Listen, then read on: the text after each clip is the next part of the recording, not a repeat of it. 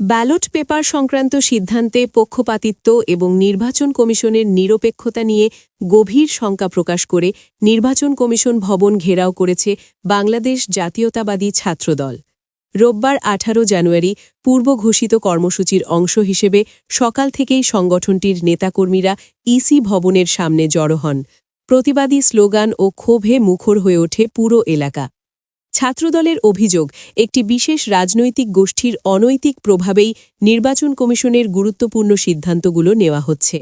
Ballot paper ও নির্বাচন প্রক্রিয়ায় জোরপূর্বক পরিবর্তনের মাধ্যমে একটি নির্দিষ্ট ছাত্র সংগঠনকে সুবিধা দেওয়ার চেষ্টা চলছে, যা শুধু ছাত্র সংসদ নির্বাচন নয়, ভবিষ্যতের জাতীয় নির্বাচন নিয়েও বড় ধরনের কারচুপির আশঙ্কা তৈরি করেছে। কর্মসূচিতে বক্তব্য রাখেন ছাত্রদল সভাপতি রাকিবুল ইসলাম রাকিব। তিনি বলেন, বর্তমান নির্বাচন কমিশন স্বাধীন ও নিরপেক্ষভাবে কাজ করছে না। শাহজালাল বিজ্ঞান ও প্রযুক্তি বিশ্ববিদ্যালয় ও জগন্নাথ বিশ্ববিদ্যালয়ের সাম্প্রতিক নির্বাচনগুলিতে বারবার তারিখ পরিবর্তন ও স্থগিতের ঘটনা তারই প্রমাণ। তার ভাষায়, নিজেদের তৈরি সেটআপ ছাড়া একটি গোষ্ঠী কোথাও নির্বাচন করতে সাহস পায় না। রাকিব আরও অভিযোগ করেন, কোনো দাপ্তরিক কাজ না থাকলেও একটি বিশেষ গোষ্ঠী নিয়মিতভাবে কমিশন ভবনে যাতায়াত করে প্রভাব বিস্তার করছে।